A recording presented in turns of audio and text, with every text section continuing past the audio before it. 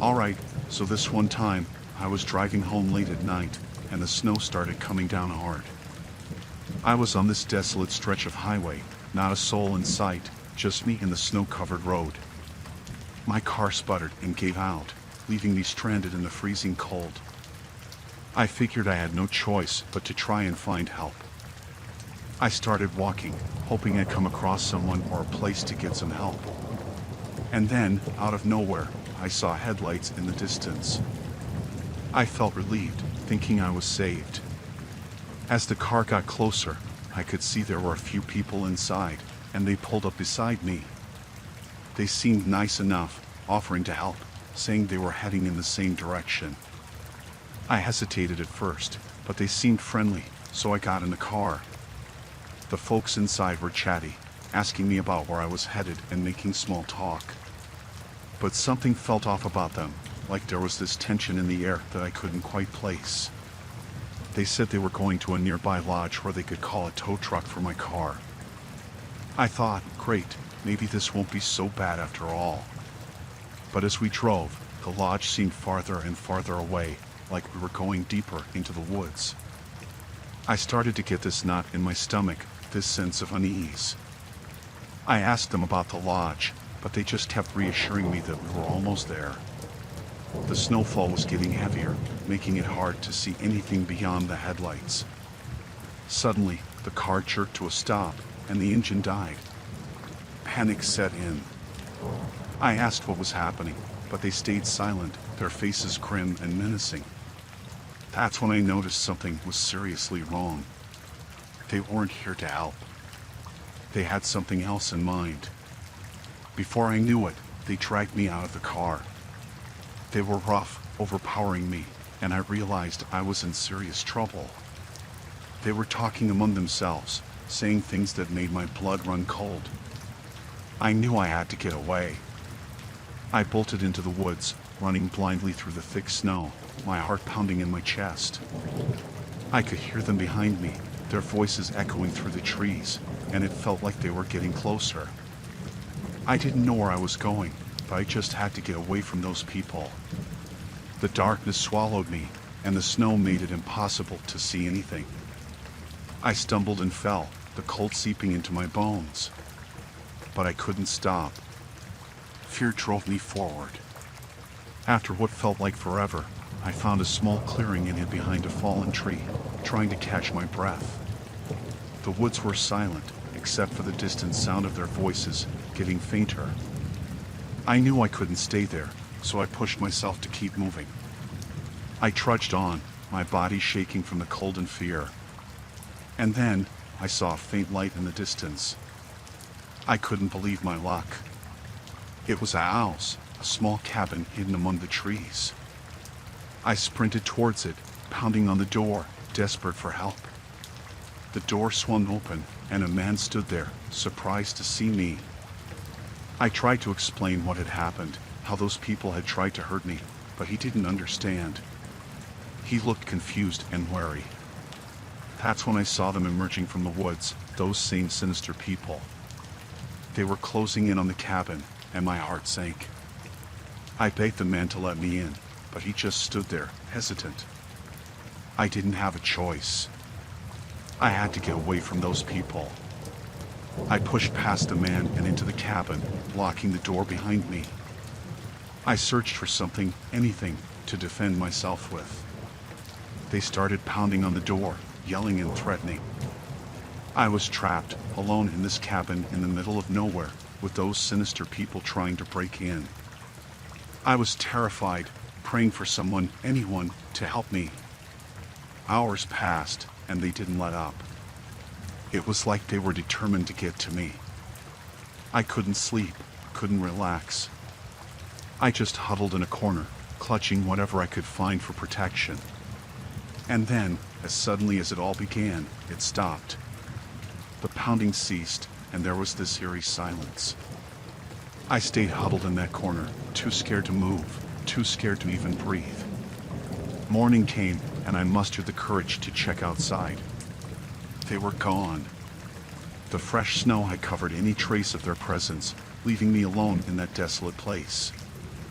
I made my way back to the highway, hitchhiking my way to the nearest town, where I could finally get some help and safety. But the terror of that night haunted me, a night I'd never forget, where I narrowly escaped a group of people who had sinister intentions.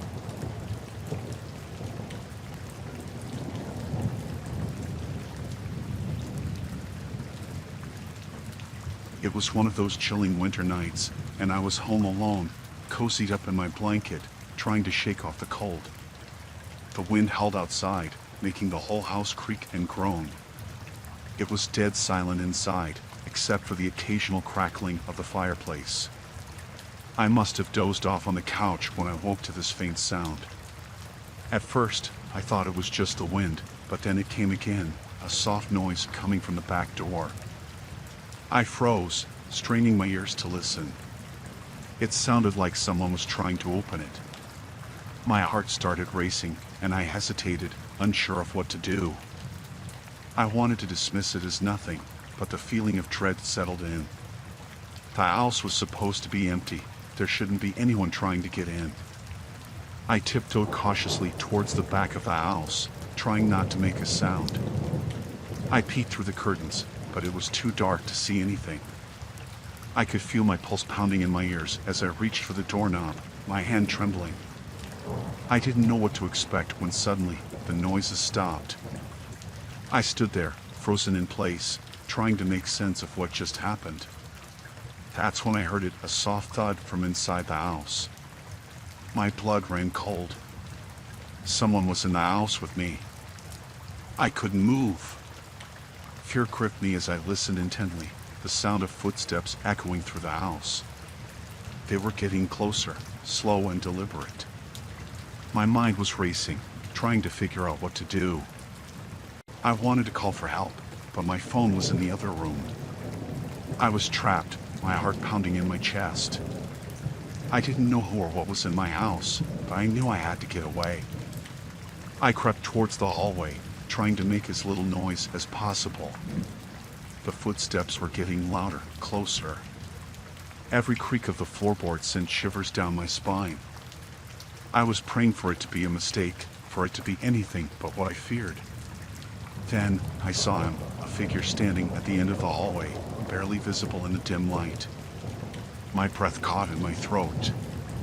He was just standing there, motionless, watching me.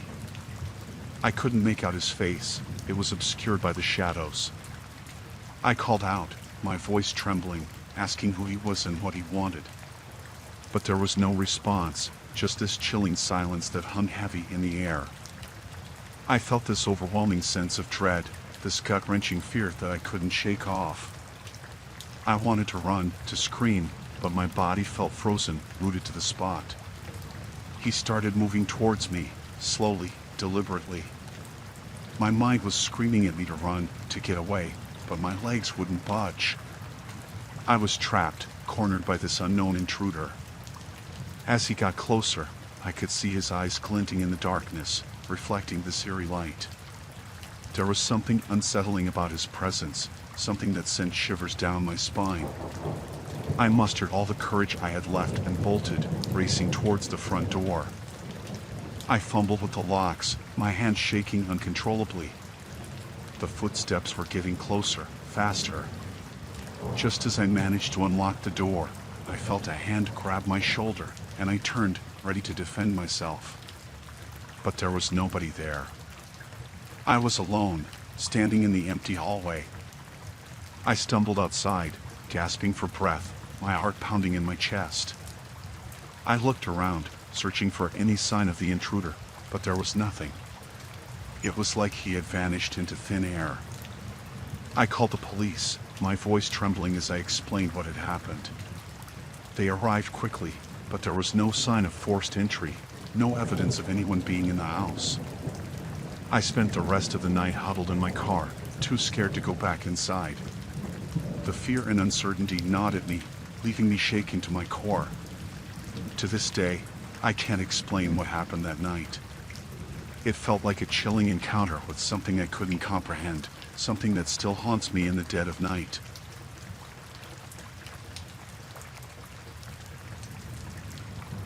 It was a cold winter day, and the kids were ecstatic about the fresh snowfall. I figured it'd be a great idea to take them sledging at the park, give them some outdoor fun. We bundled up in our warmest coats and headed out. The park was blanketed in snow, and the kids were having a blast, laughing and sledding down the slopes. Everything seemed normal until I noticed this guy. He was just standing there, off to the side, staring at us. It was a bit odd, but I shrugged it off, thinking maybe he was just taking a walk. As we continued sledging, I caught glimpses of him every now and then, always lingering at a distance, watching us. It made me uneasy, but I didn't want to alarm the kids. Maybe he was just enjoying the snow like us, right? But as the day went on, I couldn't shake the feeling that something was off. I noticed him following us, keeping his distance, but always there. I tried to convince myself I was being paranoid, but his presence felt sinister. When we decided to head back home, I could see him, still lingering around. It was getting dark, and the park was nearly empty, but this guy seemed fixated on us. I urged the kids to walk faster, trying not to show them my unease. As we neared our street, I glanced back, and my heart skipped a beat. The guy was following us, keeping pace a few yards behind. My blood ran cold. I tried to stay calm for the kids, but my mind was racing. What did this guy want? I picked up the pace, hoping to lose him, but every time I glanced back, he was still there. It felt like he was closing in, and I could feel this knot in my stomach. When we reached our house, I hurriedly got the kids inside, locking the door behind us. I peeked through the window, and there he was, standing across the street, staring right at our house. It sent chills down my spine. I didn't want to scare the kids, so I tried to act normal, but I was on high alert. I called the police, explaining the situation, hoping they'd send someone over. But as I turned away from the window, I saw him, right there in our yard, staring back at me through the glass. I froze, my heart pounding in my chest. How did he get so close? I rushed to the front door, making sure it was locked. I could hear him outside, tapping on the window, this slow, deliberate rhythm that made my skin crawl. The kids started to panic, asking what was going on. I tried to calm them, but deep down, I was terrified. This guy was on our property, and I had no idea what he was capable of. I grabbed a baseball bat, trying to appear confident, but my hands were trembling. I stood there, waiting, hoping the police would arrive soon. The tapping continued, getting louder and more insistent. Suddenly, the tapping stopped. It was dead silent. I hesitated for a moment before cautiously peeking through the curtains. He was gone, vanished into the night. The police showed up a while later, but there was no sign of the strange man.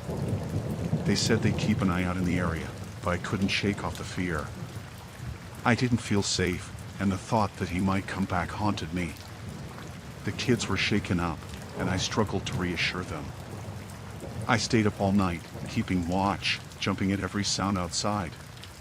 The fear of that chilling encounter lingered, leaving me on edge for days, dreading the possibility that he might return.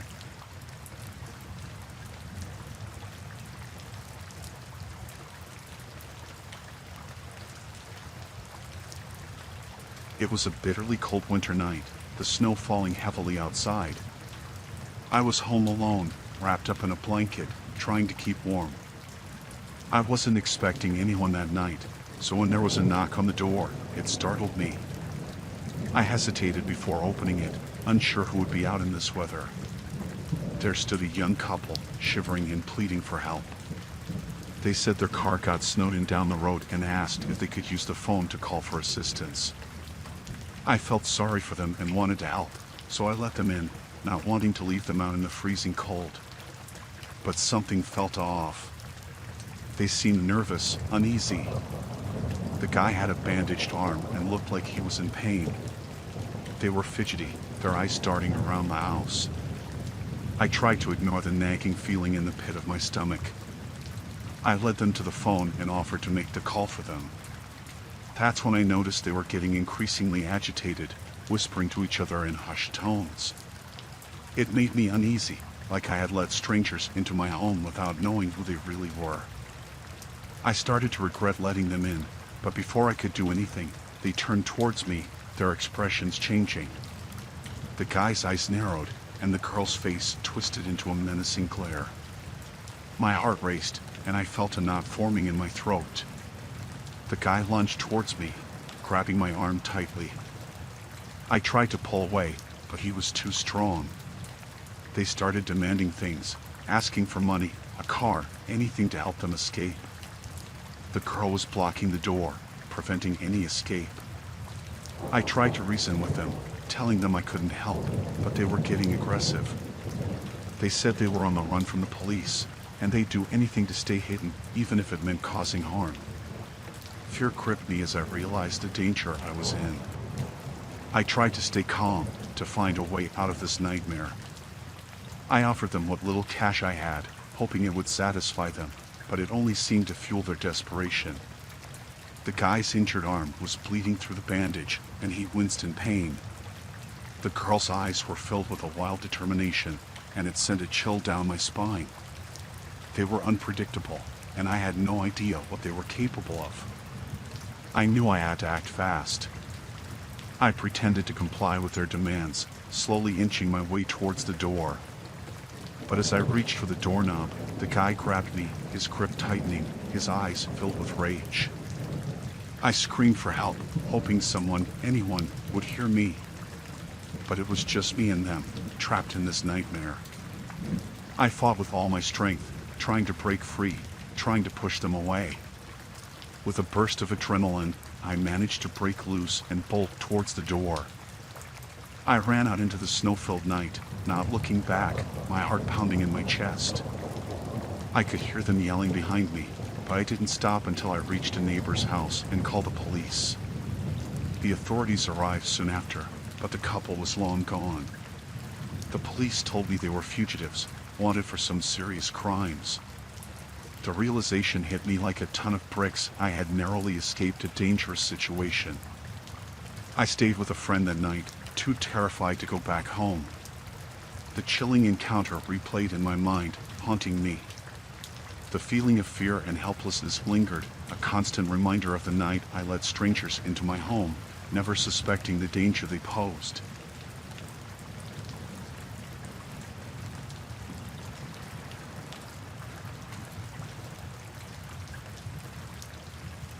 It was a night shift at the hospital, and the snowstorm outside had been relentless. The heavy snow had blanketed the area, trapping us all inside. I was used to these long shifts, but this night felt different, something eerie in the air. The hospital was quiet, the patients resting, and the staff going about their duties. But as the night wore on, we started noticing strange things. Lights flickering, weird noises echoing through the corridors. It made everyone uneasy, including me. I was checking on one of the patients when I saw him, a man lurking in the hallway, glancing around as if searching for something. He wasn't wearing hospital scrubs, just regular clothes. I found it odd, but assumed he was visiting a patient. I didn't think much of it at first. But then, things started to get weird. Some of the patients were agitated, saying they'd seen someone lurking outside their rooms, someone who didn't belong there. I tried to reassure them, but their fear was palpable. As I continued my rounds, I caught glimpses of the same man, always in the shadows, always watching. I felt a chill run down my spine. He didn't seem like a concerned visitor. There was something off about him. The storm outside intensified, the wind howling and rattling the windows. We were all trapped inside, isolated from the outside world.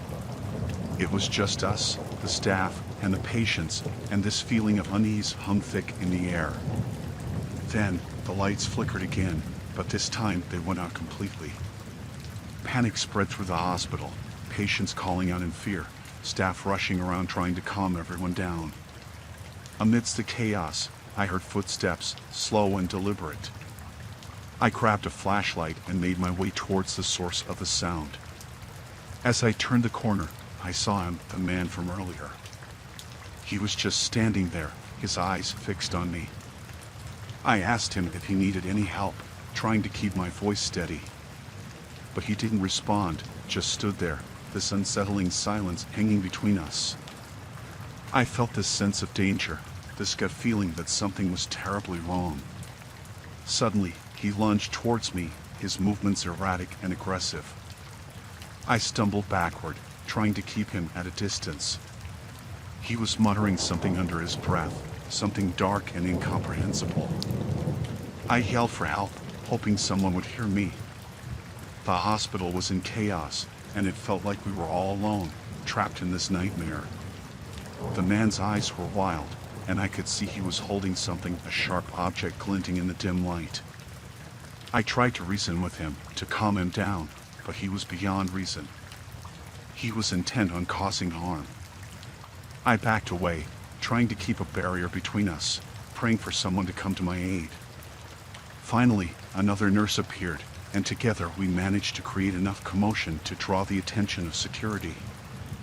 They rushed in and apprehended the man, restraining him before any harm was done. The police were called, and they took him away.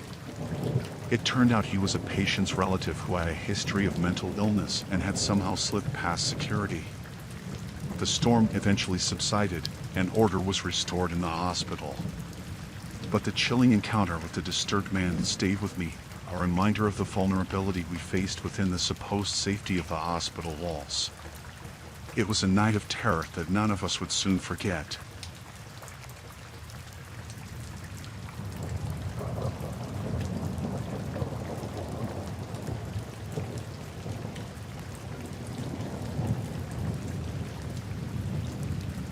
The day had been perfect for skiing. The snow was crisp, the sky clear. My wife and I were on this amazing ski trip, enjoying the slopes. But then, things took a dark turn. We were on the ski lift when it suddenly stopped, leaving us suspended in the bitter cold, high above the ground. At first, we thought it was just a minor glitch and that the lift would start again soon. But minutes turned into hours, and we were still stranded. The temperature dropped rapidly, and the bitter cold started gnawing at us. Tensions rose among the trapped riders. Some were panicking, shouting for help, while others tried to stay calm. My wife and I exchanged worried glances, trying to reassure each other that help would arrive soon. As the night descended, the biting cold became unbearable. We were ill-prepared for a night on the ski lift. The wind howled mercilessly, cutting through our clothes. The darkness was suffocating, and the fear of the unknown crept in. Hours passed, and there was still no sign of rescue. The thought of spending the night dangling above the icy ground sent shivers down my spine. The group dynamic shifted, people becoming more desperate, more agitated. Some began to panic, shouting and crying for help. Others tried to keep a level head, attempting to calm everyone down. But the bitter cold and the fear of the unknown were taking their toll on all of us. My wife and I huddled together, trying to share body heat to keep warm. But the cold seeped through our layers, and the chilling realization set in that we might not make it through the night. The silence was punctuated by occasional cries for help and the eerie sound of the wind. The darkness was relentless, and our hope dwindled with each passing minute. I tried to remain strong for my wife, but deep down, I was terrified. The thought of spending the night suspended in the bitter cold, with no end in sight, was terrifying. The hours dragged on, and the situation became increasingly dire. Some people were showing signs of hypothermia, their speech slurred, and their movements sluggish. Panic spread like wildfire among the trapped riders. My wife and I clung to each other, trying to preserve what little warmth we had left. We whispered words of encouragement, but the fear was palpable in the air. I could feel the tension rising among the group. Desperation drove some to irrational behavior, shouting and arguing, blaming each other for our predicament. It was chaos, and I felt a sinking dread in the pit of my stomach. The cold was relentless, numbing our bodies. I feared the worst, wondering if we'd make it through the night. Hope felt distant, and the night seemed never-ending. As the first light of dawn broke through, a glimmer of hope washed over us. We could see the rescue team in the distance, making their way up the mountain to our stranded ski lift. Relief flooded through the group, a collective sigh of gratitude. It felt like an eternity, but eventually, the rescue team reached us. They worked swiftly to get us down, offering warmth and comfort as they helped each of us to safety. My wife and I were exhausted, but immensely grateful to be on solid ground again. The nightmare of that bitter cold night on the malfunctioning ski lift would stay with us forever.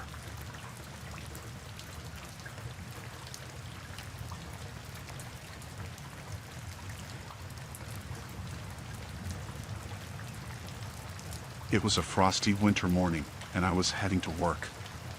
The pavements were treacherously icy, so I figured I'd take a shortcut through the grass field to avoid slipping. Little did I know that this decision would plunge me into a nightmarish situation. As I crossed the field, I noticed a commotion coming from a nearby house. Curiosity got the better of me, and I cautiously approached, trying to get a glimpse of what was going on. What I saw sent a shiver down my spine. A woman tied up, and two men were violently assaulting her. My heart pounded in my chest, and adrenaline surged through me. I knew I had to do something, couldn't just stand there and watch. I didn't have time to call the police. I needed to intervene before it was too late for that woman.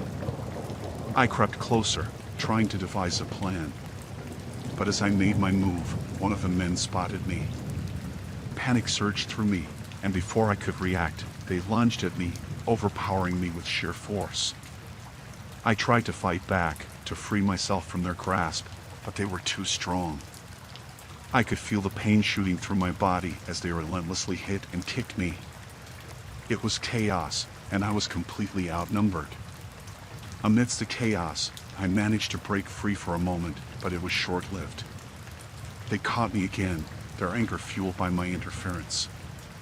My head was spinning, my body bruised and battered. I kept struggling, trying to protect myself, but they were relentless. I felt helpless, the situation spiraling out of control. The pain was excruciating, my vision blurred, and my body ached all over. With a surge of desperation, I managed to push one of them away and sprinted towards the street, hoping to attract someone's attention. But the pain was overwhelming, slowing me down with every step. I collapsed onto the pavement, my body trembling, unable to move. I could hear distant voices, sirens approaching. Relief washed over me as I knew help was finally on its way, but the fear and the pain were still consuming. The police arrived, and paramedics rushed to tend to my injuries. They took me to the hospital, where I lay, bruised and battered, haunted by the horrific scene I'd witnessed. Later, the police informed me that they had arrested the men responsible for the assault. The woman was in critical condition, but alive, and they assured me that justice would be served. Days passed, and I lay in that hospital bed, replaying that chilling encounter in my mind. The guilt gnawed at me, wondering if I could have done something differently, acted faster, or called for help sooner. The physical wounds would heal, but the mental scars from that horrifying incident would linger. It was a nightmarish experience that would haunt me for the rest of my life.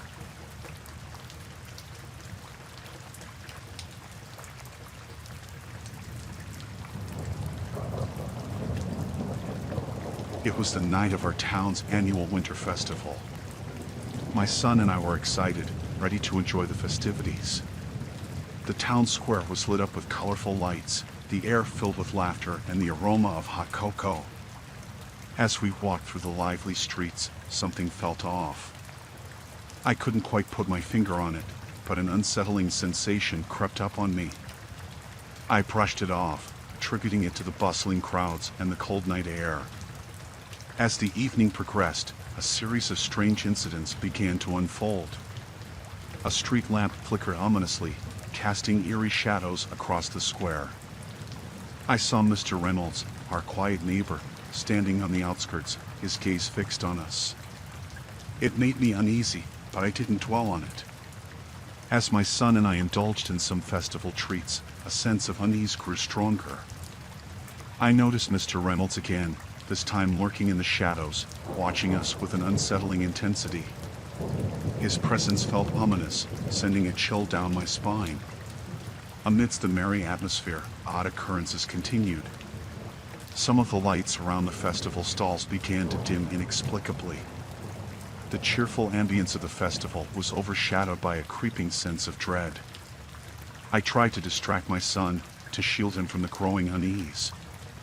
But deep down, I couldn't shake off the feeling that something was terribly wrong. The night took a sinister turn when my son suddenly went missing amidst the crowded festival. Panic surged through me, my heart pounding with fear. I frantically searched through the crowds, calling out for him, but he was nowhere to be found. Desperation gripped me as I sought help from the festival organizers and the police. They launched a search, but there was no sign of my son. Fear consumed me, and I felt a sense of dread I'd never known before. Amidst the chaos, I remembered the lingering presence of Mr. Reynolds. It felt like a puzzle piece falling into place. There was something about his watchful gaze that unsettled me. I rushed to his house, my mind clouded with a mix of dread and suspicion. I knocked on his door, my heart racing with apprehension. Mr. Reynolds answered, his demeanor calm and composed. I tried to ask him about my son, trying to keep my composure, but something in his expression seemed off, unnerving. As I pressed for answers, he invited me in, claiming he hadn't seen my son. But deep down, I couldn't shake off the feeling that he was hiding something. My instinct screamed at me, urging me to leave, to get away from this quiet, unsettling neighbor. As I turned to leave, a sound caught my attention, a faint whimpering coming from somewhere inside the house. My heart sank, a gut-wrenching feeling engulfing me.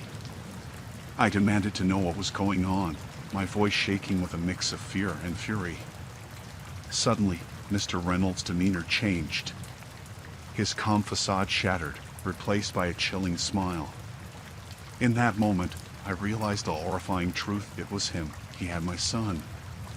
I lunged towards him, trying to overpower him, but he was quicker. He revealed a hidden room behind a bookshelf, where my son was tied up, trembling and terrified. I tried to reason with Mr. Reynolds, to plead for my son's safety, but his eyes were filled with a chilling madness. He spoke of a twisted obsession, a dark desire that had led him to take my son. I fought with all my strength, desperation fueling my every move. In the struggle, I managed to break free and grab my son, pulling him away from Mr. Reynolds' grasp. We ran out of that house, fleeing from the horror we had encountered. The police arrived soon after, apprehending Mr. Reynolds. They assured us that he would face justice for his heinous actions. My son and I were shaken to our core, scarred by the nightmarish experience. The once festive atmosphere of the winter festival had turned into a haunting ordeal, revealing a hidden danger lurking within our supposedly quiet community.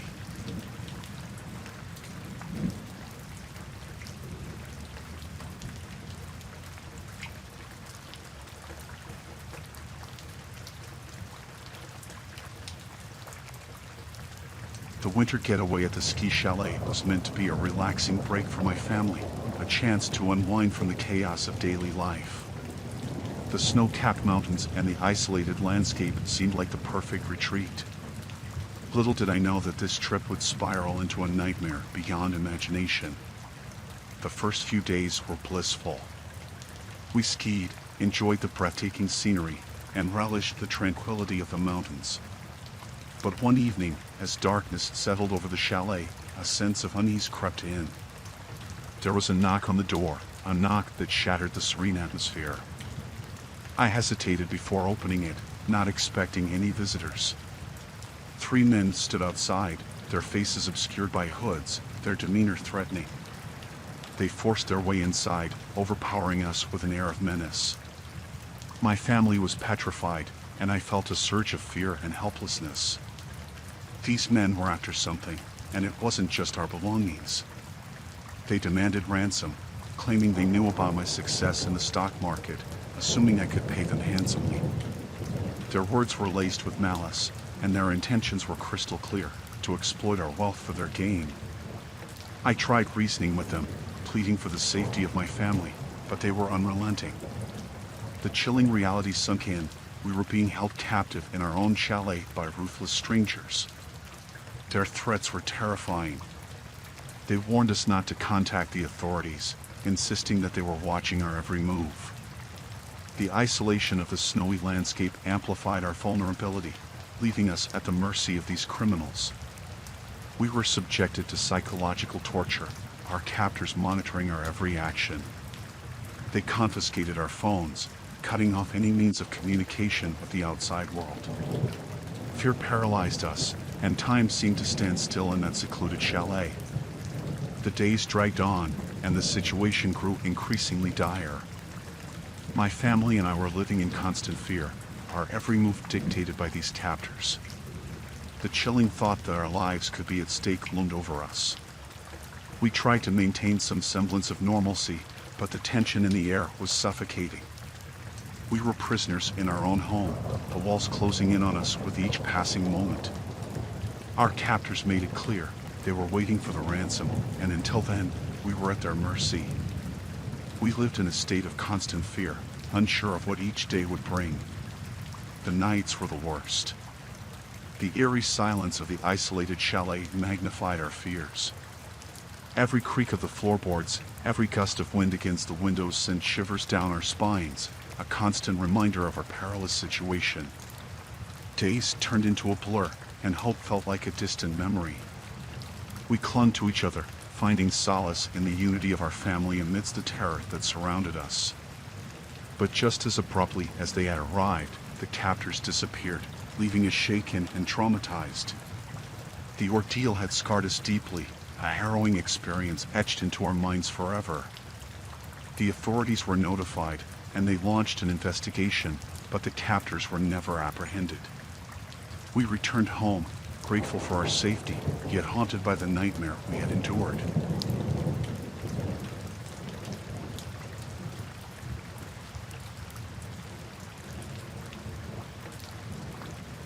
As a scientist stationed at an Arctic research base, life was about routine and meticulous work. Our team was small but dedicated, focused on studying the remote and frigid environment. But our routine was shattered when a group of 4 men unexpectedly arrived at our base, claiming to be researchers from another institute. Their arrival coincided with a series of unsettling events. Equipment malfunctioned inexplicably, crucial data vanished, and our communication with the outside world was disrupted. Initially, we brushed it off as mere coincidences, attributing them to the harsh Arctic conditions. However, things took a darker turn when tensions between our team and the newcomers escalated. There was something off about these men, their behavior was erratic, and their presence seemed ominous. As the days passed, the atmosphere at the base grew increasingly tense. Our once tightly knit team was divided. Paranoia and suspicion festered among us, fueled by the strange occurrences and the mysterious behavior of the newcomers. One stormy night, a power outage plunged the base into darkness. Panic seized us as we navigated through the pitch-black corridors, trying to restore power. It was then that the true extent of the danger became apparent. We found evidence of sabotage, critical systems tampered with, supplies missing. The unsettling realization hit us: these men weren't who they claimed to be. Their arrival was no coincidence. It was a calculated intrusion into our research base. Fearing for our safety, we confronted the intruders, demanding answers. But they were armed and hostile, refusing to explain their true intentions. It became clear that our fight for survival had begun in this desolate, unforgiving landscape. Trapped in a battle of wits and resilience, we fortified our base, bracing for the worst. The Arctic environment, once serene and majestic, now felt menacing, as if it was conspiring against us. Days turned into a nerve-wracking struggle for survival. We endured harsh weather, dwindling supplies, and constant fear. The Arctic wilderness, typically breathtaking, now seemed like a malevolent entity, testing our limits. Communication with the outside world remained severed, leaving us isolated, vulnerable, and at the mercy of our adversaries. We devised strategies to defend ourselves, knowing that we were outnumbered and outgunned. The days blurred into a nightmarish cycle of vigilance and tension. Each passing moment was fraught with the looming threat of the intruders, their motives still shrouded in mystery. In the midst of the struggle for survival, a fellow scientist vanished under suspicious circumstances. Fear rippled through our already fragile group, adding to the suffocating atmosphere of dread. We were on edge, never knowing when the next attack or betrayal would come. The Arctic landscape, once an object of scientific curiosity, had become a battleground for our fight for survival. As tensions reached a boiling point, a fierce confrontation erupted between our team and the intruders. It was a terrifying clash, a fight for our lives amidst the unforgiving Arctic terrain. We fought with all our strength, driven by desperation and the primal instinct to survive. The bitter cold, the harsh winds, it was an adversary in itself, testing our endurance and resilience. In the end, our determination prevailed, and we managed to repel the intruders. They retreated, disappearing into the icy vastness, leaving behind a trail of chaos and fear. We survived the ordeal, battered and scarred. The Arctic base, once a sanctuary for scientific exploration, had become a haunting memory of our fight for survival against the unknown.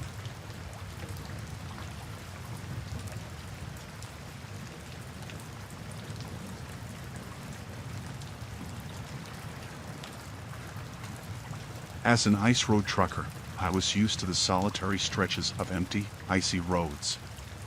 The winter was harsh, and driving in these conditions required skill and caution. I prided myself on navigating these treacherous routes, but one fateful night would shake me to my core. I was driving along a desolate stretch. The only illumination came from the truck's headlights piercing through the darkness. The snowfall was relentless, obscuring my vision and making the road ahead even more hazardous. Out of the corner of my eye, I noticed a figure on the side of the road, a stranded traveler, waving frantically for help. Instinct and compassion took over as I pulled over to offer assistance. The traveler, a man bundled up in heavy winter gear, appeared distressed and disoriented. He claimed his car had broken down, leaving him stranded in the unforgiving cold. He begged for a ride to the nearest town, promising compensation for my help. Despite my initial wariness, I felt a pang of sympathy for the man. I agreed to give him a lift, though my instincts warned me of an underlying danger that I couldn't quite place. As the man settled into the passenger seat, an uneasy silence hung in the air. The road stretched before us, desolate and isolated. The only sounds were the howling wind and the hum of the engine. My unease grew as I stole glances at the man. There was something about his demeanor that didn't sit right with me. His eyes were darting around nervously, and a sense of apprehension coiled in my gut. I tried to strike up a conversation to ease the tension, but his responses were curt and evasive. The atmosphere inside the truck became stifling, suffocating with unspoken tension. As we continued down the icy road, I noticed the man fidgeting with something in his coat, an object that gleamed in the dim light. Alarm bells rang in my mind, and I felt a surge of panic. My heart raced as I realized the severity of the situation. I had unwittingly let a potentially dangerous stranger into my truck. I glanced at the man's hands and noticed a glint of metal, a knife. Fear gripped me, but I tried to maintain composure, knowing that any sign of panic could escalate the danger. I kept driving, trying to formulate a plan, to find an opportunity to defuse the situation. The tension in the truck was palpable, a heavy cloud of dread hanging over us. Every passing second felt like an eternity, the road stretching endlessly before us. I attempted to engage the man in conversation, hoping to distract him. I inquired about his destination, anything to keep him talking and divert his attention from his ominous intentions. But my efforts were futile. The man's responses were vague, his focus fixed on the glinting blade in his hand. It was clear that he had malevolent intentions, and I knew I had to act swiftly to ensure my safety. My mind raced, searching for a way out of this nightmare scenario. I had to outmaneuver him, to find a moment to escape or signal for help without triggering a violent response. With a surge of adrenaline, I concocted a plan. As we approached a bend in the road, I feigned a sudden issue with the truck, claiming a problem with the engine that required immediate attention. As I slowed the truck to a stop, I seized the opportunity and bolted out of the vehicle, sprinting into the snowy darkness. I didn't dare look back, fear fueling my every step as I ran, desperate to put as much distance between myself and the dangerous stranger as possible. The icy winds whipped against my face, and my heart hammered in my chest. I pushed through the biting cold, praying for a miracle, a passing vehicle, or a sign of civilization in the desolate landscape. Finally, after what felt like an eternity, I spotted the distant glow of headlights. Relief flooded through me as I flagged down a passing truck, frantically explaining the harrowing encounter I had just escaped. The driver, a fellow ice road trucker, listened intently and immediately offered to help. We contacted the authorities, and they launched a search for the dangerous man. As the authorities combed the area, I was overcome with a mix of fear and gratitude. I had narrowly escaped a perilous situation.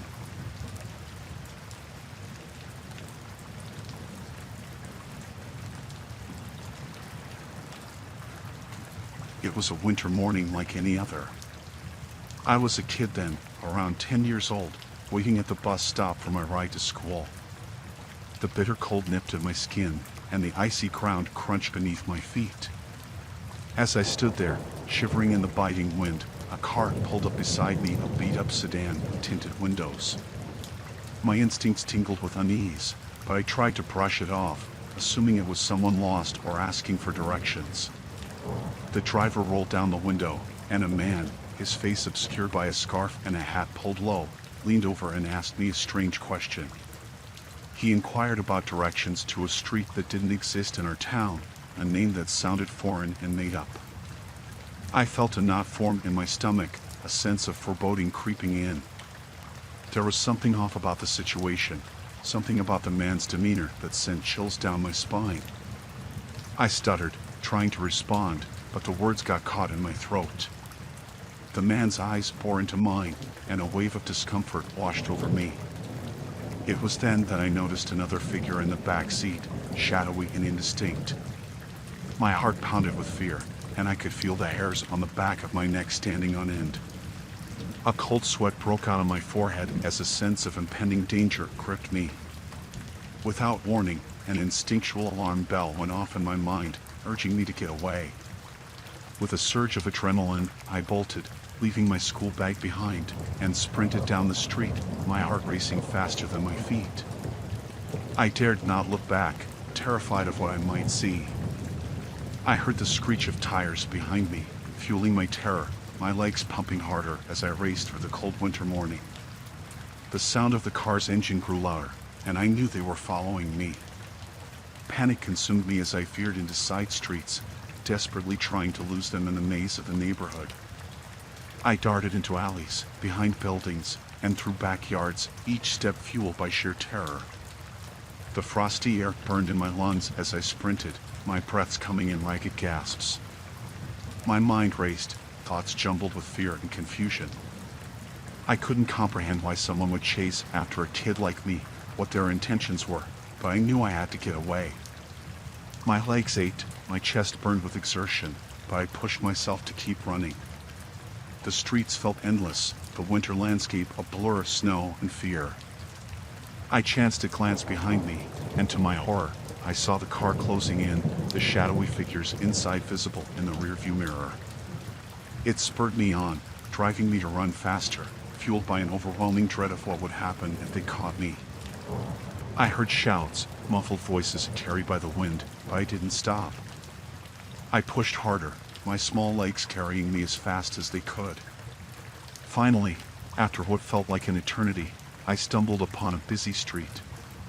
People bustled about, going on with their daily routines, unaware of the terror I had just escaped.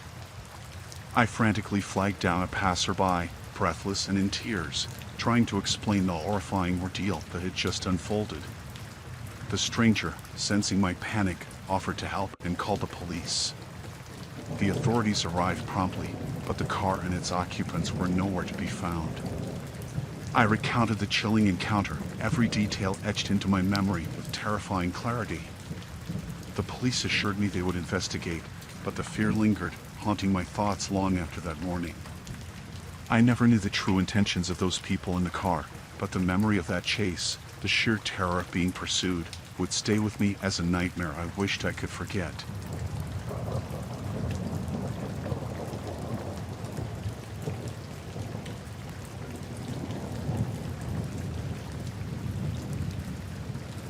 The morning was frosty, the kind that chills you to the bone. I was out on my usual snow plowing route, maneuvering through the town's icy streets. The sun had barely risen, casting a cold light on the pristine snow-covered landscape. As I navigated the plow, clearing the roads for the town's commuters, something caught my eye, a dark shape lying motionless amidst the freshly fallen snow. My heart skipped a beat, and a knot formed in my stomach as I approached the spot. I cut the engine and jumped out, my boots crunching in the snow as I cautiously approached the figure. Dread crept over me as I realized it was a body, sprawled face down in the snow. My pulse quickened, and a surge of fear swept through me. I knelt down beside the body, my breath hitching in my chest. It was a man, his face buried in the snow, his body unnaturally still. I reached out, hesitantly touching his shoulder, hoping for any sign of life. But he was cold and unresponsive, a chilling realization settling upon me that he was already gone. Panic and shock clouded my mind.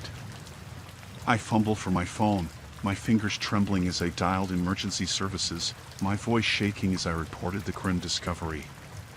The dispatcher on the line instructed me to wait for the authorities while ensuring the scene remained undisturbed. But the minutes felt like an eternity, the stark reality of the situation sinking into the man lying lifeless in the snow, the frigid air heavy with an unsettling silence. My thoughts raced, trying to piece together how he had ended up there.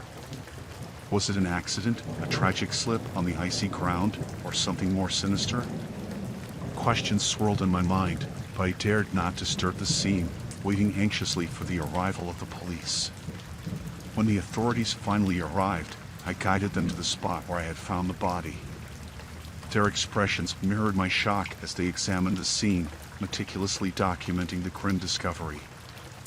As they worked, I couldn't shake the feeling of unease, the eerie sense that something was amiss. The winter morning that had begun so ordinarily had taken a dark turn, leaving a haunting impression on me. The police conducted their investigation, questioning me about the events leading up to the discovery. I recounted my routine snow plowing, explaining how I stumbled upon the body while clearing the roads. They assured me they would handle the situation, urging me to return to my duties. But the image of the lifeless body in the snow lingered in my thoughts, an unsettling reminder of the fragility of life amidst the harsh winter landscape. Rumors and speculations swirled around the town in the aftermath, whispers of what might have happened to the man found in the snow. Yet, the truth remained elusive, leaving an unsettling feeling of uncertainty and fear lingering in the community. The incident haunted my thoughts, casting a pall over my routine, making the frosty mornings feel darker and more foreboding. I couldn't shake the feeling that something sinister had happened, a sense of unease that clung to me like the bitter winter cold. The mystery of the man's demise weighed heavily on my mind, a chilling encounter that had abruptly shattered the tranquility of my usual snow plowing routine. The memory of that grim morning lingers with me.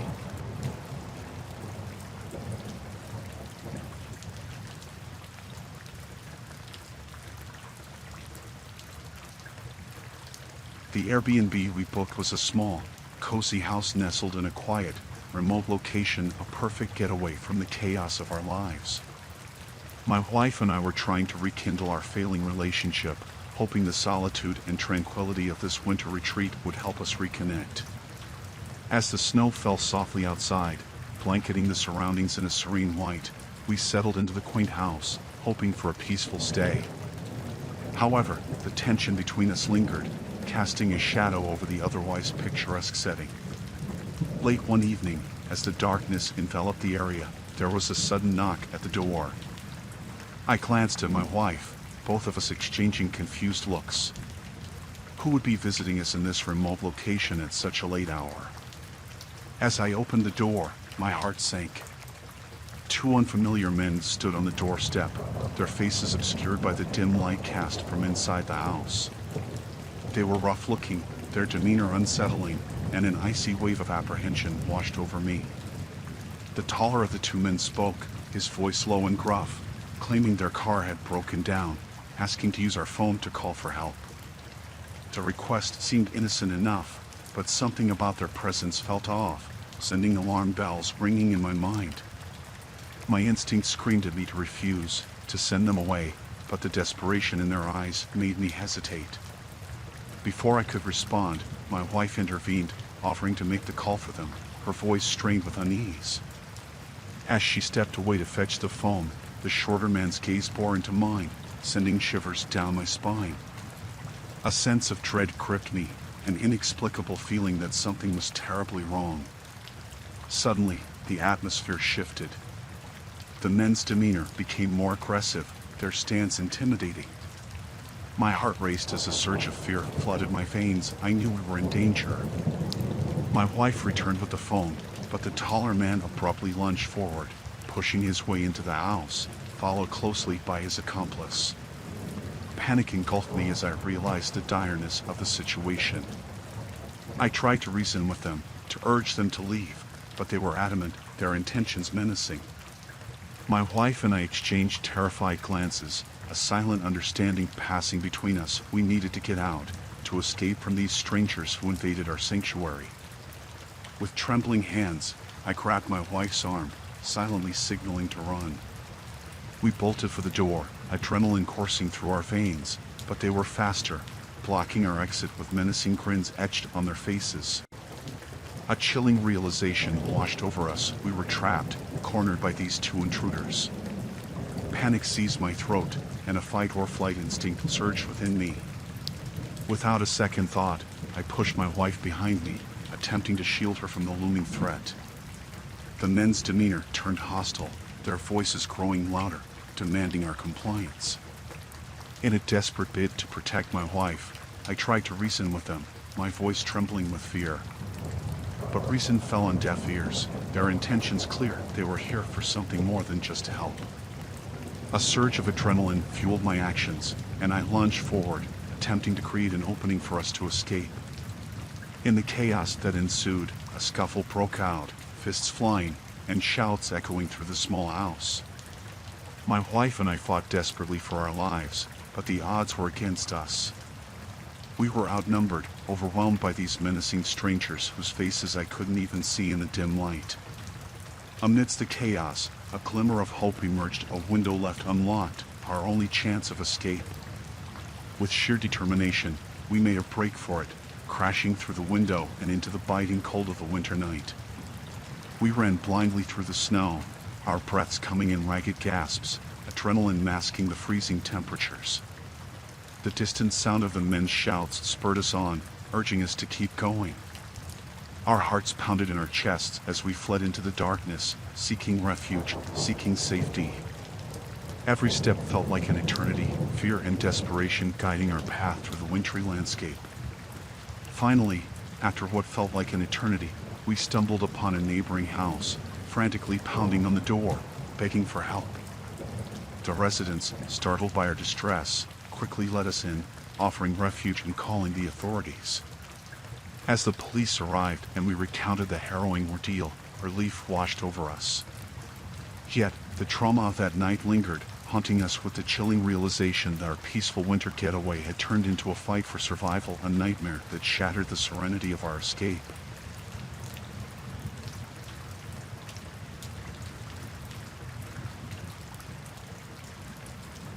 The bitter winter air bit into my skin as I trudged through the snow-covered neighborhood, going door to door, trying to sell my products. It was a tough job, especially in the freezing cold, but I needed to make ends meet. As dusk settled in, I reached a remote house, tucked away at the end of a desolate street. The house had an eerie aura, but I knocked, hoping to make a sale. After a moment, the door creaked open, revealing a man standing in the dimly lit entrance.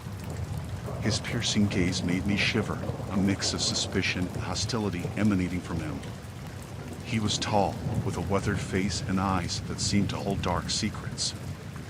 I launched into my sales pitch, trying to keep my composure despite the unsettling atmosphere. But the man's gaze remained cold, his demeanor unwelcoming.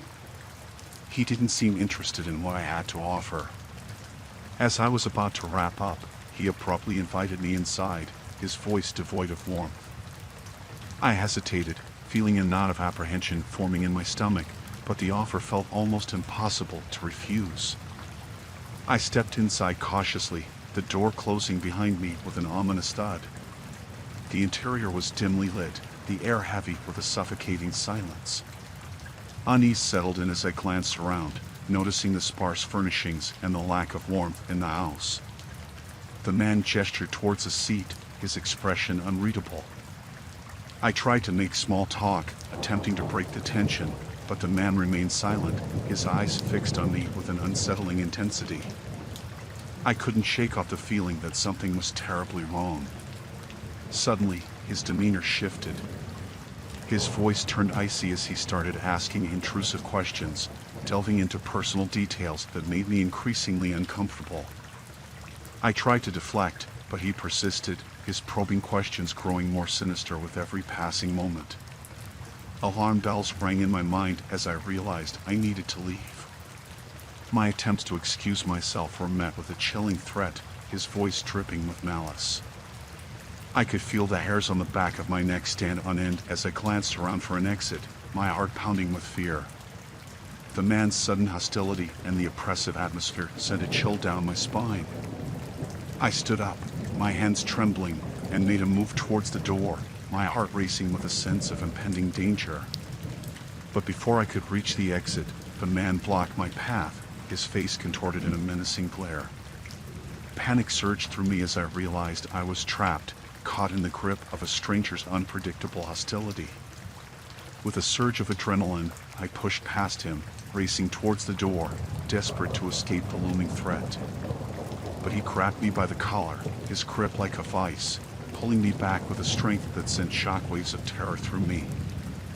I struggled and fought with all my might, my mind racing for a way out. Fear coursed through me as I grappled with the man, my instincts screaming at me to break free. In a desperate bid for survival, I managed to break loose, staggering towards the door, my heart pounding in my chest.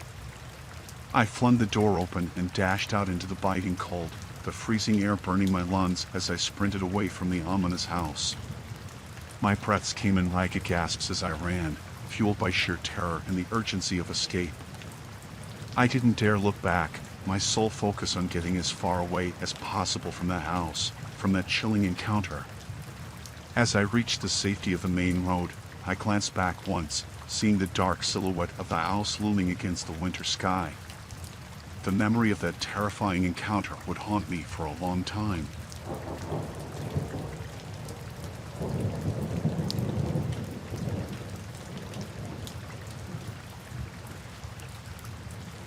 The blizzard had hit us hard, turning the road ahead into a sheet of ice. Our car struggled against the relentless snowfall, but eventually it succumbed, sputtering to a halt. With no other option, my wife, Sarah, and I decided to abandon the vehicle and trudge through the biting cold. The wind whipped around us as we struggled through the thick snow, visibility reduced to almost nothing. Our only hope was to find shelter before the cold froze us to the bone. After what felt like an eternity of stumbling through the blizzard, we spotted a faint light in the distance, a remote roadside inn. Relief washed over us as we hurried towards the welcoming glow. The inn, though weather-beaten, looked like a haven amidst the desolate winter landscape. We stumbled to the door, our hearts pounding with anticipation of warmth and safety. As we stepped inside, the warmth of the inn enveloped us, and we were greeted by the innkeeper, a middle-aged man with a warm smile. He introduced himself as Mr. Johnson, offering us a room for the night. Grateful for the respite from the storm, we accepted his offer without hesitation. The interior of the inn was rustic but cozy, the crackling fireplace casting a comforting glow over the room. However, something about Mr. Johnson's demeanor felt off, a subtle shift in his welcoming smile that sent a shiver down my spine. But I dismissed it as my imagination running wild in the midst of the storm. We settled into our room, seeking solace in the warmth and safety of the inn. But as the night wore on, an uneasy feeling settled over me. The air felt heavy, the walls seeming to close in on us. Sarah, too, shared my unease, her eyes darting around nervously. A sense of foreboding crept in as we heard muffled sounds coming from downstairs, whispers and shuffling that sent a chill down my spine.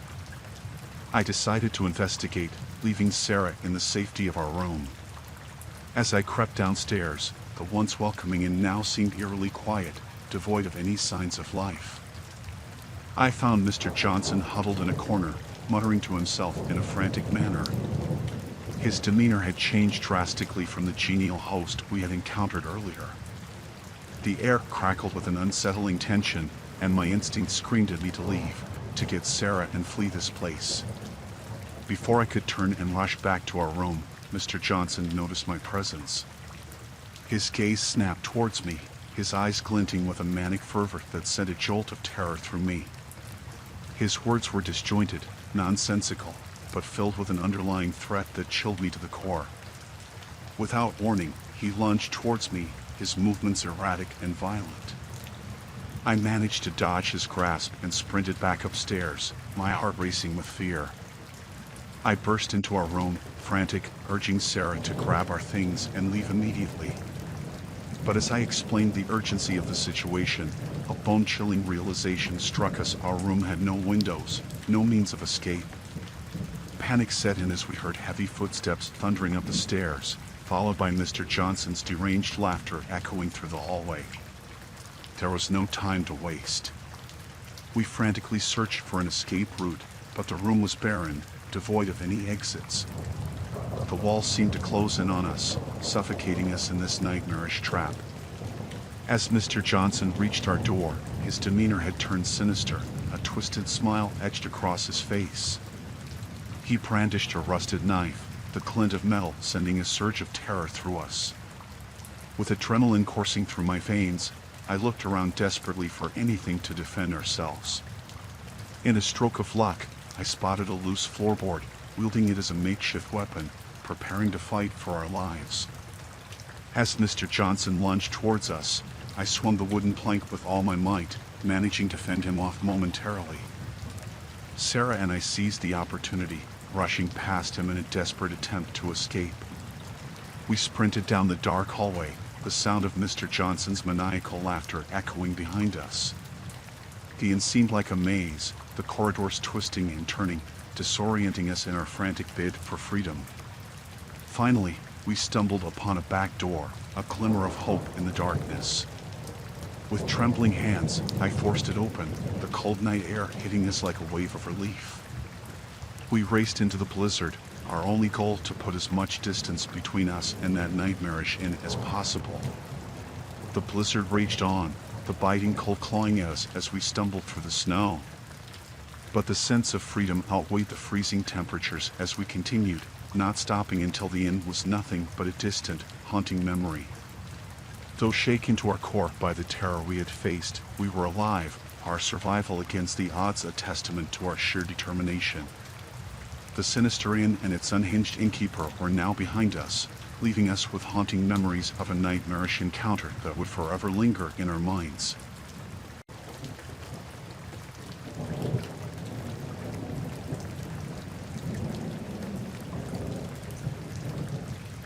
The snowfall that evening was relentless, a relentless blanket of white smothering the town, slowing down the already treacherous roadways. I was behind the wheel of my bus, navigating through the wintry landscape with caution, ensuring the safety of my passengers amid the adverse weather conditions. Every turn of the wheel felt like a battle against the elements. The bus was nearly empty, save for a handful of passengers scattered throughout. As the journey continued, the snowfall grew heavier, reducing visibility to a mere blur of swirling white. The windshield wipers worked tirelessly to clear the accumulating snow, but it seemed like a futile effort. One passenger, sitting towards the front, caught my attention.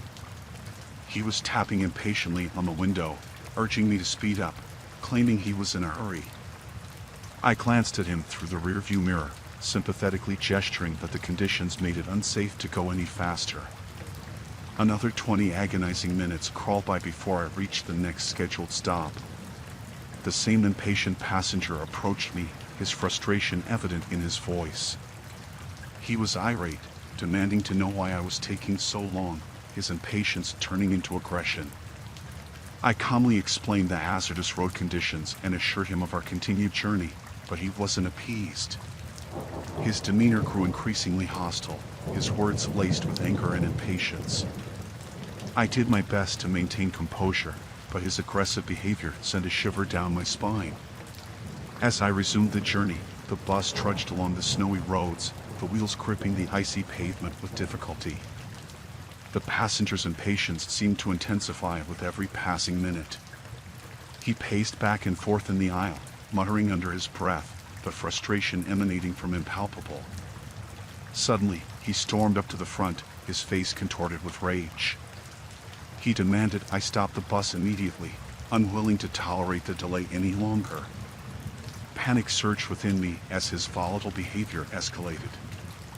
I tried to reason with him, assuring him that stopping in the middle of nowhere in these conditions was unsafe for everyone on board. But he wasn't listening. His eyes blazed with an unsettling intensity as he lunged towards me, a glint of something sinister in his hand. It happened so fast, I barely had time to react. His knife gleamed in the dim light, and fear coursed through me as he brandished it, demanding I stop the bus immediately. My heart raced in terror as I grappled with the situation. I realized I was dealing with someone on the brink of complete desperation, a person whose impatience had escalated into something far more sinister.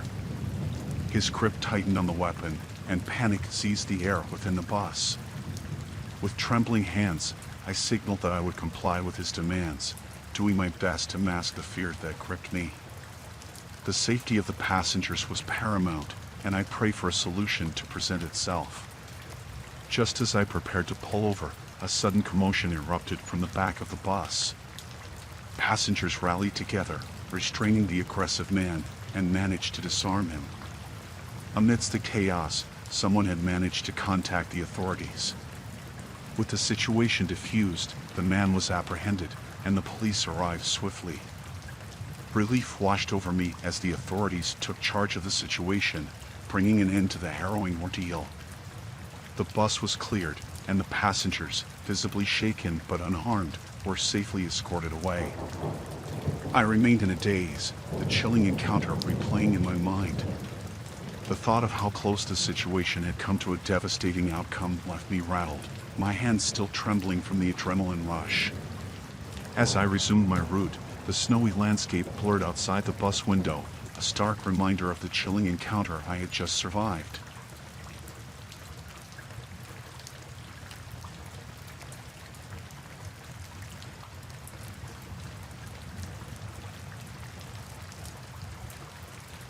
I was looking forward to a quiet evening alone, just me, the warmth of my home, and a hot pizza. It was a bitterly cold winter night, the kind that makes you crave comfort food. So, I placed an order for a pizza delivery and settled in, the soft glow of the fireplace casting dancing shadows across the room. As I waited for the delivery, I occupied myself with mundane tasks, trying to pass the time until the familiar ring of the doorbell signaled the arrival of my dinner. The minutes dragged on, and I grew increasingly restless, the anticipation mingling with the eerie silence of the house. Finally, the doorbell chimed, breaking the stillness. I hurried to the door, eager for the warmth of the pizza and the promise of a relaxing evening. Through the frosted glass, I could see the silhouette of a figure standing on my porch, bundled up against the cold. I opened the door, expecting the familiar sight of a delivery person. However, The man who stood before me wasn't the typical pizza delivery guy I was used to. His demeanor was off, something about his presence sending a shiver down my spine. He was shrouded in a heavy coat, the hood pulled low over his eyes, obscuring his features. Despite the biting chill outside, a peculiar coldness seemed to emanate from him, an unsettling aura that seemed out of place. He held the pizza box awkwardly, almost as if it were a foreign object to him. His eyes, barely visible under the hood, seemed to bore into me, sending an instinctual warning that something was amiss. I forced a polite smile, reaching for the pizza, eager to be rid of the uneasy encounter. But as I extended my hand, a strange feeling washed over me, a feeling that something wasn't right. His movements were jerky, his hands trembling as he handed over the box. My heart raced with an inexplicable sense of dread, a primal instinct urging me to shut the door and lock it tight. But I dismissed it as paranoia, chalking it up to the lateness of the hour and the isolation of being home alone. As I took the pizza box, our eyes met for a brief moment. His gaze was piercing, a chilling intensity that sent a jolt of fear down my spine. I mumbled a thanks, quickly retreating back into the safety of my home, eager to put the unnerving encounter behind me. I tried to shake off the unease as I set the pizza down on the kitchen counter, but an overwhelming feeling of discomfort lingered. I realized that I hadn't paid the delivery person yet, and I rushed back to the door, hoping to complete the transaction and bid the stranger farewell. To my surprise, there was no sign of him outside. The porch was empty, the biting wind swirling snowflakes in the darkness. I scanned the area, but he was nowhere in sight. A chill ran down my spine as I considered the unsettling possibility that he might still be lingering nearby. Concern gnawed at me. Why had he left so abruptly? Had he been watching the house? The unsettling encounter left me on edge, my mind racing with unsettling thoughts. I double-checked the locks on the doors and windows, an irrational fear taking hold. As I returned to the kitchen, the pizza sat untouched on the counter, my appetite gone. The events of the encounter replayed in my mind, the sense of foreboding growing with each passing moment. I couldn't shake off the feeling that something was deeply wrong. I contemplated calling the pizza place to report the odd encounter, but I hesitated, not wanting to sound paranoid. Instead, I tried to distract myself, hoping to brush off the unease that lingered like a shadow in my home. The minutes ticked by slowly, the silence of the house weighing heavily on me. My senses were on high alert, every creak or rustle sending a jolt of fear through me. I tried to convince myself that it was just my imagination running wild. Suddenly, a faint sound broke the silence, a tapping against the window. My heart leaped into my throat, my pulse quickening as I strained to identify the source of the noise. I approached the window cautiously, the dread mounting with each step. Through the frost-covered glass, I glimpsed a figure standing outside in the darkness. It was him, the delivery guy. But something was horribly wrong. His hood had fallen back, revealing a face twisted into an expression of malevolence.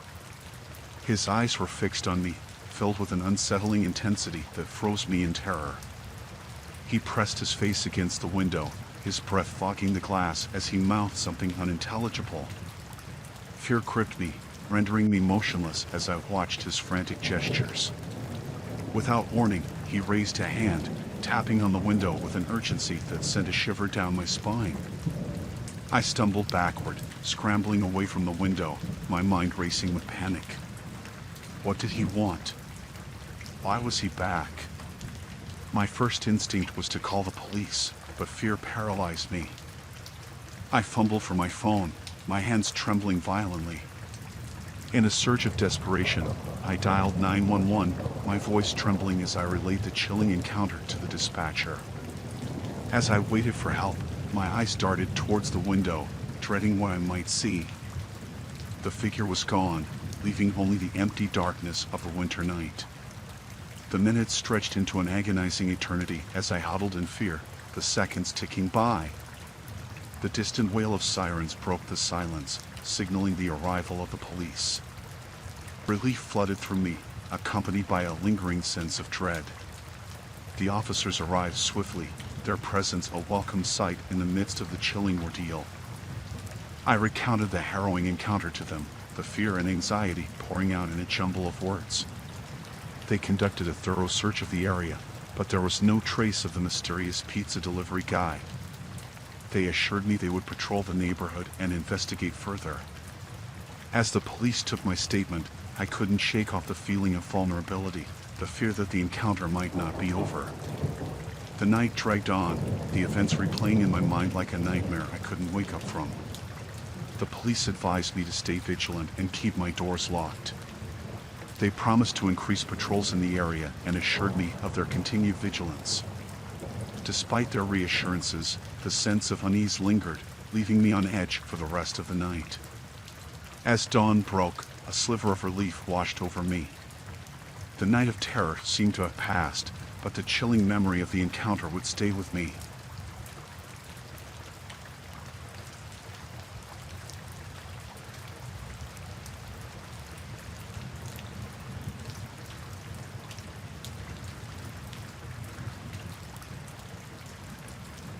The winter storm hit us out of nowhere, trapping my daughter, Emily, and me on a desolate, snow-covered road in the middle of nowhere. Our car had skidded off the icy path, leaving us stranded with no hope of immediate rescue. The swirling snowflakes obscured the road ahead, and the biting cold seeped into our bones. As the snowfall intensified, we trudged through the blizzard, seeking refuge from the brutal weather. In the distance, we spotted faint lights, the glimmer of hope in the form of a remote farmhouse. Relief washed over us as we approached, hopeful for warmth and shelter. We knocked on the door, shivering from the frigid temperatures. A middle-aged man greeted us, offering a warm smile and inviting us inside. He introduced himself as Mr. Peterson, explaining that his family was hosting a small gathering and welcomed us to join them until the storm subsided. Grateful for the hospitality, Emily and I accepted their invitation, stepping into the cozy farmhouse. The warmth embraced us, providing a reprieve from the harsh winter outside.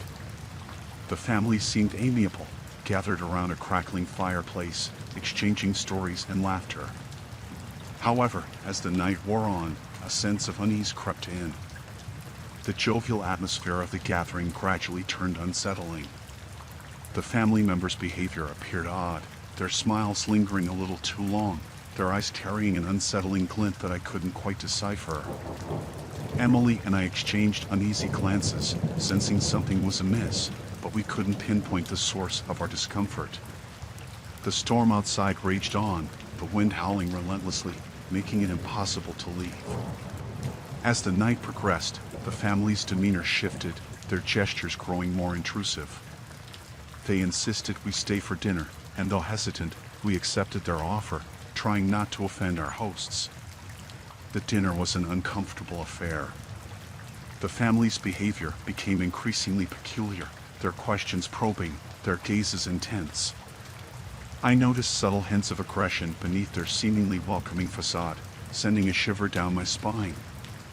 I whispered to Emily that we should leave, but before we could make a move, Mr. Peterson blocked our path, his demeanor turning menacing. His smile faded, replaced by a chilling glare that set off alarm bells in my mind. He insisted that leaving in such harsh weather was impossible and urged us to stay the night. Emily and I exchanged alarmed glances, the sense of danger palpable in the air. With no other viable option, we reluctantly agreed, trying to mask our growing fear. As the night deepened, our unease turned into terror. We noticed strange, furtive glances exchanged among the family members, their whispers growing hushed and secretive. Emily clung to my arm, her eyes wide with fear, mirroring my own apprehension. In the dead of night, as we pretended to sleep, we overheard a chilling conversation. The family members spoke in hushed tones about disposing of unwanted guests, their words sending a surge of panic through us. Emily's hand trembled in mine, fear gripping us in its icy clutches. Realizing the danger we were in, I knew we had to escape. With trembling hands, I reached for my phone, but it was missing. Panic surged within me as I realized our means of calling for help had vanished. We devised a plan to slip out quietly while the family slept, but as we made our way towards the door, a creak echoed through the silent house. Mr. Peterson stood in the hallway, a cold, calculating expression on his face, blocking our escape route. He approached us slowly, his eyes glinting with malice, confirming our worst fears. The family's hospitality had been a ruse, a facade to lure unsuspecting travelers into a trap. Emily and I braced ourselves for the worst, our hearts pounding with terror. But just as Mr. Peterson reached out, a sudden knock on the door shattered the eerie silence. It was the sound of rescue, a search party that had been looking for stranded travelers in the blizzard. The family's facade crumbled as they realized their plan had been foiled. With no choice, they allowed us to leave, their expressions twisted with fury and defeat. Emily and I rushed into the safety of the rescue team's arms, relieved and shaken by the nightmarish encounter. The chilling realization of how close we had come to becoming victims of something far more sinister haunted us as we finally found refuge from the storm.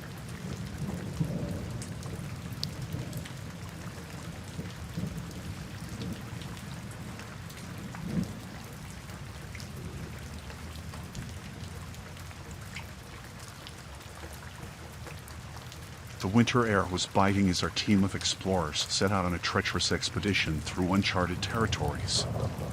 We were a diverse group, brought together by a shared passion for adventure and discovery. The plan was to navigate the harsh wilderness, mapping out unexplored areas and pushing the boundaries of our knowledge. Our leader, Dr. Thomas, was an experienced explorer, revered for his expertise in extreme terrains. We trusted him implicitly, relying on his guidance to navigate the unforgiving landscape. The journey had been grueling, the biting cold and treacherous conditions testing our endurance. However, as the days passed, tension simmered within our group. There were disagreements about the route, the supplies, and the relentless cold that seemed to seep into our bones. Some of us were on edge, the isolation and harsh conditions taking a toll on our spirits. As we ventured deeper into uncharted territories, suspicions began to brew among us. Whispers of betrayal and deception circulated within the group, casting shadows of doubt on our mission and our companions. I couldn't pinpoint the source of the unease, but there was a sense of something being off kilter, an underlying tension that seemed to grow with each passing day. One frigid evening, during our campsite setup, I overheard heated conversations between some members of our team. Their voices were hushed, but the animosity in their words was palpable, hinting at a rift that threatened to tear our group apart. I confronted Dr. Thomas about the growing discontent within our ranks, hoping to quell the rising tension. But he remained cryptic, evading my questions with a steely determination that left me feeling unsettled. As the days wore on, the atmosphere grew increasingly tense, our once cohesive team now fractured by suspicion and distrust. The biting cold seemed to mirror the icy tension among us, our unity crumbling under the weight of mistrust. One fateful night, as we huddled around the flickering campfire, a startling revelation emerged.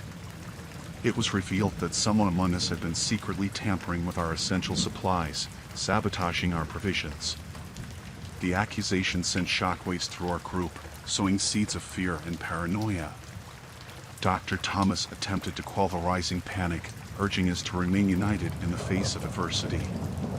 But the damage was done, suspicion hanging heavy in the frigid air.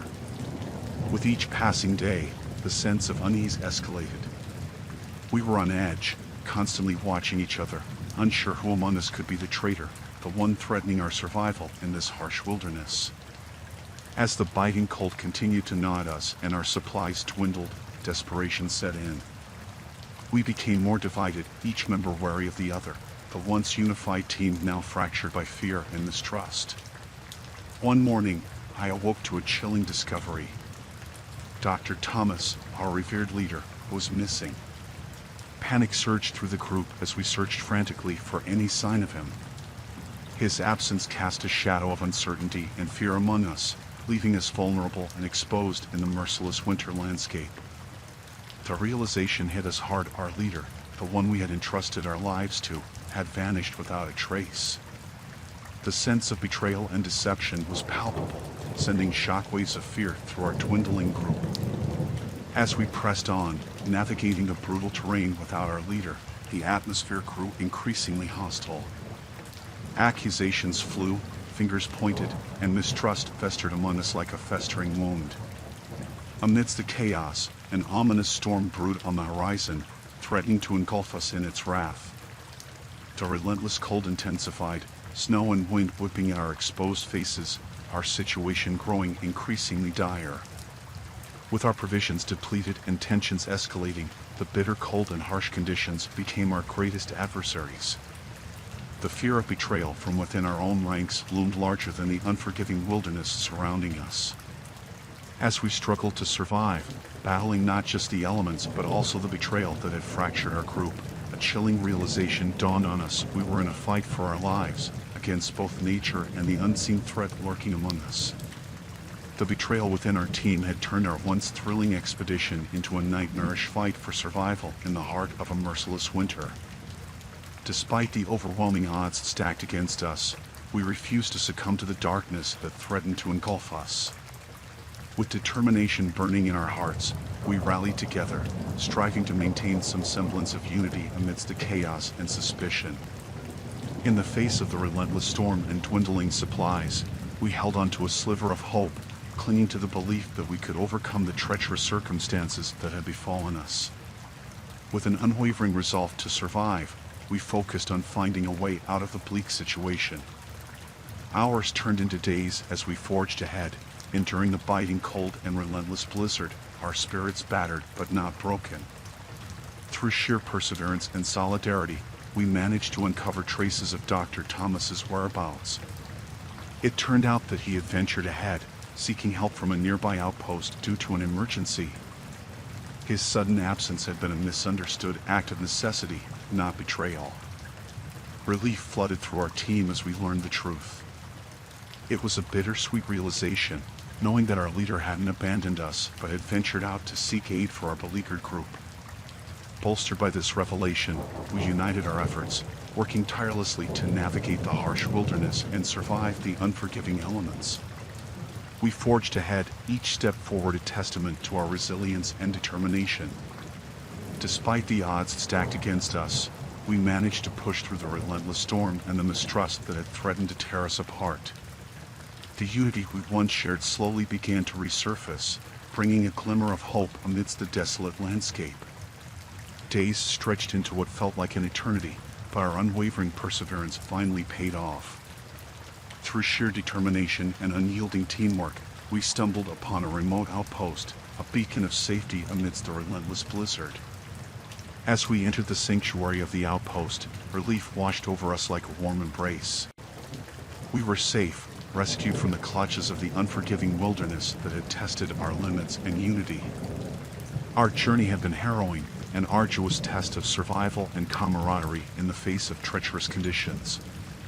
But against all odds, we emerged from the perilous ordeal, alive and stronger than ever, a testament to the unbreakable resilience of the human spirit.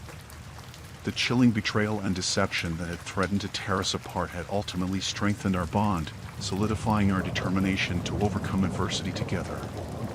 And though the haunting memories of that treacherous expedition would linger, we emerged victorious, standing united against the merciless forces that sought to challenge our survival.